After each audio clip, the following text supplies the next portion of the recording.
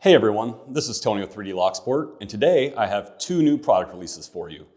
I'm going to go over each one in just a little bit of detail, and then later in the video I'll go into deeper detail of each of them if you want to stick around to hear about them.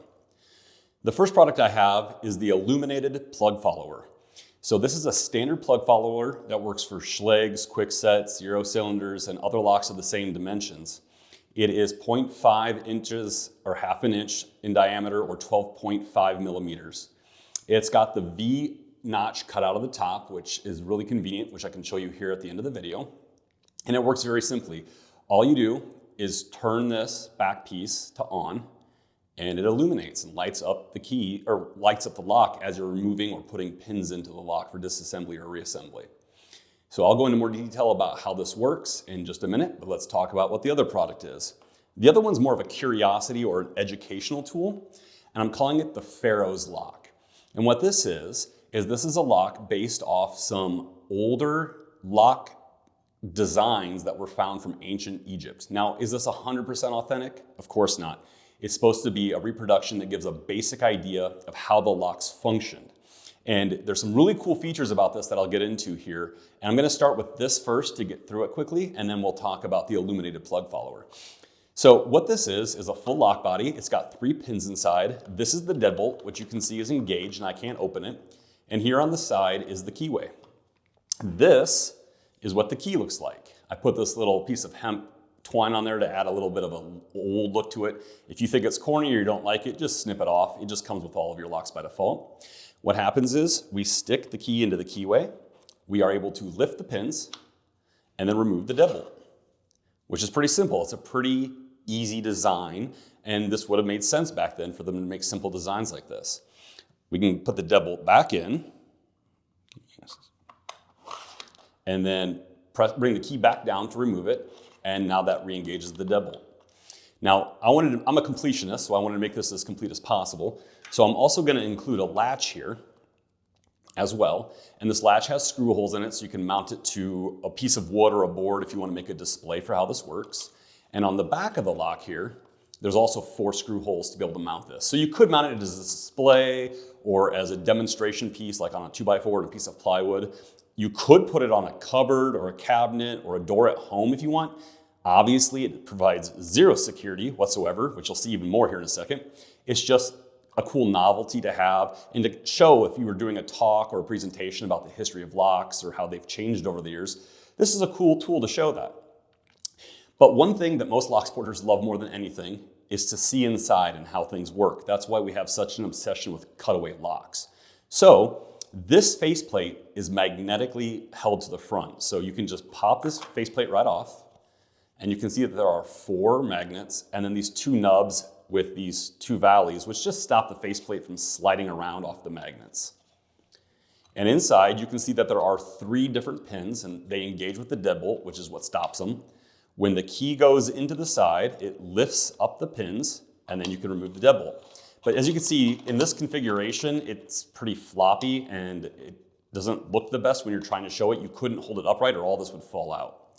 So I also designed this framed version, which has the 2 slots on the top, but it has this middle bar which holds everything together, and this also has the magnet nubs, and it just snaps right on like this. So now you can take this, pick it up, move it around, and you don't have to worry about things falling out on you. But it gives a very clear view of how the internals work when you use the key. And this product will be $39.99 on the website. It comes in dual color by default. There's not like a single color, dual color option. These are the logos that will be on every piece, just like this.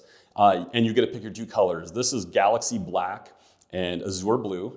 And you'll be able to pick your main body color and then your accent color on the website. And that's all for $39.99. And you get everything that you see here. The latch, the 3 pins, the key, the body, and then the 2 faceplates as well. So that's all included on there. It's already on the website. You can check it out now. There's no limited quantities on this. It's just like every other thing I have for the most part. It's print to order. So when you order it, we'll print it in the colors you want it. Okay, now let's talk about the Illuminated Plug Follower because I'm really excited about this product. It's been one I've been wanting to bring to market for quite some time, but I was limited by my 3D printers, and I'll explain that a little bit here. My 3D printers that I used to have, and I still do use them for some of my prints, are what are called bed slingers, which means the bed moves forward and backwards to operate the y-axis, and the print head moves left to right for the x-axis and up and down for the z-axis. And there can be some wobble in printers like that. So what would end up happening when I originally tried to make this is the bottom would be thinner and the top would be thicker. And it just wasn't a good enough quality product that I felt comfortable bringing to market, because if I would have received it, I wouldn't have been happy with it. I recently got a new Bamboo Lab X1 Carbon, and that is called a Core XY printer, which means the print head moves in the x-axis and the y-axis, and the print bed moves in the z-axis, which means when the print head is making a circle, it can do it very smoothly and more accurately than one that has to move the print head back and forth while the print bed's moving forward and backwards while the head's moving left to right, trying to draw this circle. It looks weird to watch. It works on a lot of things, but when you're trying to be precise measurements that need to fit through a lock, again, it wasn't good enough for me. So let's talk about how this is built. So you have the external plug follower, which you could just use this by itself without being lit. It's got the V-notch, which makes it really convenient to see the pins inside the lock as you're taking it apart or assembling it. And then inside there goes a tiny keychain flashlight. And the way this turns on is the back just twists to turn on and off. And this fits perfectly down inside there. This uses 3 LR41 batteries, which is a pretty common battery. All of these ship with batteries included. And this just slides in like this. And then I have the back plug, which, as I said, already shows on and which way to turn it. And this notch fits over the back of this light, just like that. So when I twist it, it actually turns the light on, and you twist it, it turns it off. And you could remove this by either tapping it on a table to get it out, or what I usually do is I take a paper clip and I unbend it, and then I put a little hook on it, and you can hook that keychain piece in there and just pull it right out. These batteries last quite a while, and the nice thing about this is because it's actually a metal flashlight inside there, there's a lot of durability to it. This is a keychain flashlight, so it's meant to be bounced around with your keys and things. So I'm very, confident in the ability for this to last you a very long time. The only things you have to worry about are the batteries dying, which you can change, or after a very long time, the LED light going out. This will be for sale on the website for $19.99. It's a little more expensive than what I wanted to sell it for, but more than 50% of the cost of this entire thing is tied up in that flashlight. And I have to hold stock of these flashlights, hence why there will be limited quantities. I will always restock when I can get more flashlights in, but I can only order so many at a time because they run out of stock. So that's just one thing to keep in mind when placing an order. But let's see this thing in action. So I have a lock here that's already been opened. I didn't need to make this video longer than it already is. If I twist it in the back here, oh, I just locked it back up. I guess I'm going to have to pick it open. Give me 1 second.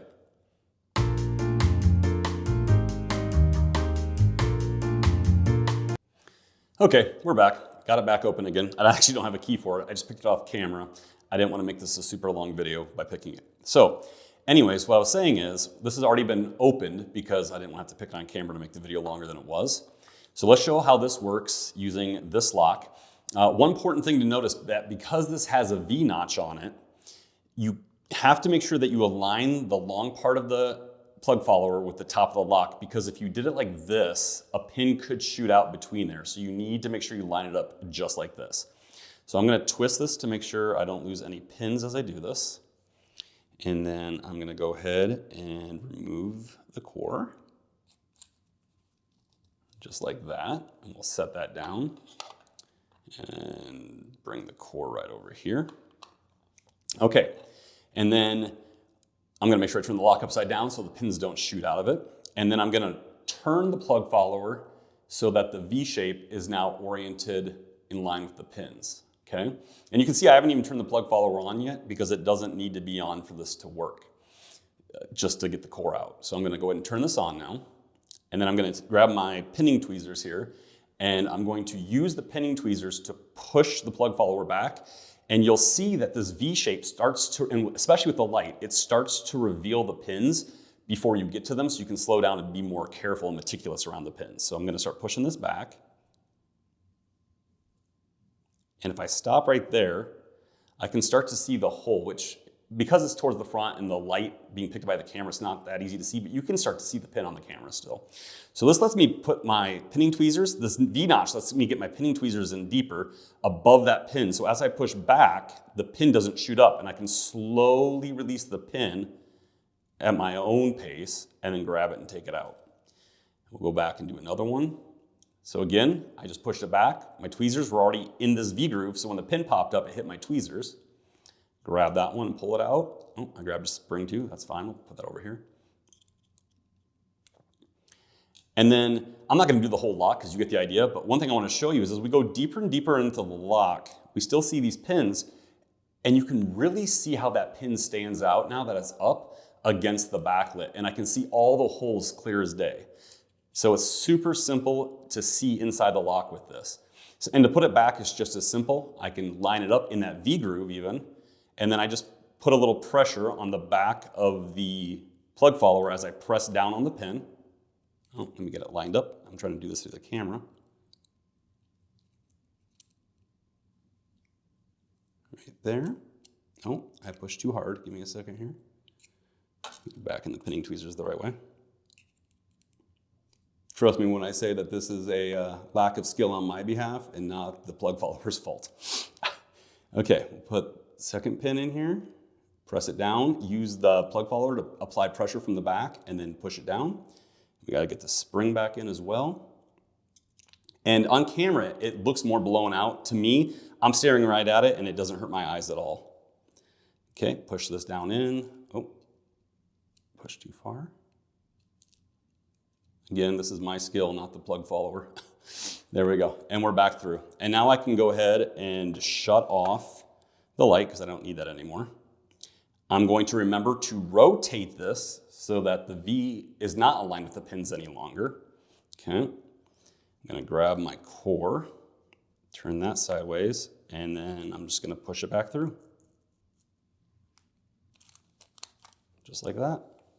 And lock it back up this time. There we go, we're good to go there. And this, if you already have my gutting station, it fits in both of these holes right here. So you can use it on your gutting station as well as one of your new plug followers that you'll always have with you. So that's all I have. Let's go over that again. I have the Illuminated Plug Follower, which is gonna be $19.99 on the website. It's available right now at 3dlocksport.com. You can go pick that up.